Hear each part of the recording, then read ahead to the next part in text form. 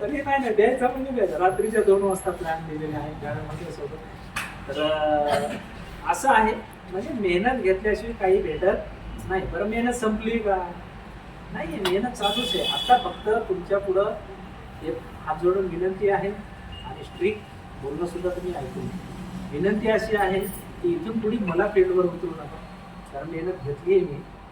तुम्हाला तुम्ही फील्डवर मग का सांगतो त्याचं कारण सांगतो की मला जर तुम्ही फील्डवर नाही उतरलं ना, तर हे जे आपल्या कंपनीमध्ये प्रोडक्ट लॉन्च करायचे आहेत आपल्याला डेली नीड्समध्ये, जास्तीत जास्त डेली नीड्समध्ये यायचे, म्हणजे रिपर्चेसमध्ये तुमचे जे पैसे कंपनी कपात करत आहे ते पैसे तुम्हाला उपयोगी आले पाहिजे. तुमच्या मनावर प्रोडक्ट खरेदी करता आलं पाहिजे. नाही तर तुमचा नाईलाज होईल ना, तुमच्या कंपनीनं पैसे कापले 2000 आणि मग तुम्हाला तिथं ऑप्शनच नाही आहे. मी काय करू हे घेऊन, मी काय करू ते घेऊन, मी काय करू औषधं घेऊन, माझ्या घरी कोणी बिमारच नाही, मग नाही घ्यावा तर पैसे बुडायले तर असे येतो विचार माझा. तर त्यावेळेला तुमच्या पुढे ऑप्शन पाहिजे की मला काय घ्यायचंय आता, तुमच्या मनावर घेता आलं पाहिजे ना. त्यासाठी म्हणून कंपनीला प्रोडक्ट लॉन्च करायचे. प्रोडक्ट लॉन्च करीत असताना जर माझं डोकं तिकडे निवांत असेल तर मी चांगले प्रोडक्ट लवकर आणू शकतो, लवकर लॉन्च करू शकतो, आपल्या कंपनीमध्ये आणखी चांगले इम्प्लिमेंट करू शकतो.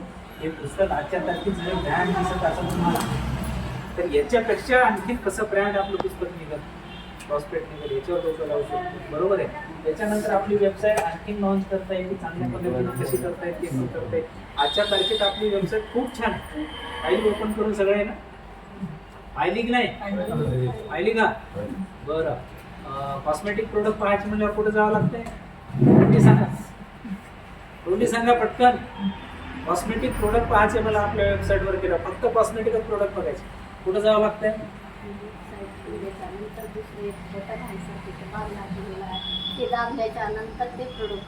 अच्छा, अजून कोणी सांगू शकत?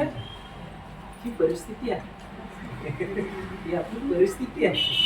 ऑनलाईनचं नॉलेज कमी असल्यामुळे नाही, ऑनलाईनचं नॉलेज कमी म्हणावं तर तुम्हाला जे बघायचं त्याच कशा भेटतात? ऑनलाईनचं नॉलेज कमी आहे ना तुम्हाला, मग त्याच रील कशा भेटतात?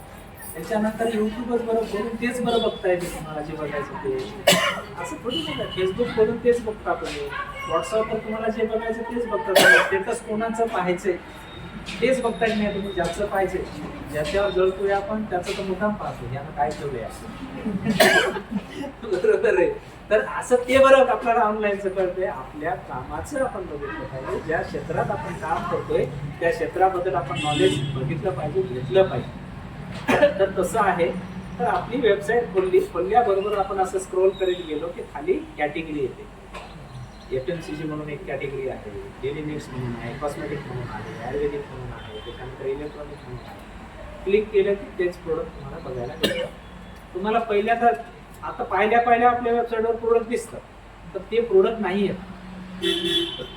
कंपनीचे प्रोडक्ट आहेत ते, पण ते प्रोडक्ट आपल्याला ऍक्च्युअल बघायचं म्हणलं तर FMCG ला क्लिक केलं की आपले सगळे डेली नीड्सचे प्रोडक्ट बघायला भेटतात, त्याच्या किमती बघायला भेटतात, किती किंमत आहे, क्वांटिटी किती आहे, त्याचं डिस्क्रिप्शन बघायला भेटते. आणि त्याला जर असं क्लिक केलं की डायरेक्ट कंपनीच्या व्हॉट्सअपला जातो, म्हणजे तुम्ही रिक्वायरमेंट केली असं त्याचा अर्थ होतो. एवढं जबरदस्त बनवलं कंपनीनं, आपल्याकडे वेळ नाही म्हणाला लागेल, त्याचा अर्थ असा आहे. त्याच्यानंतर कोर कमिटी मेंबर सगळ्यांना पाहिजे, कारण ते आवश्यक होते. बरोबर आहे. प्रोडक्ट बघता येतील नंतर काही आपले फोटो बघूया.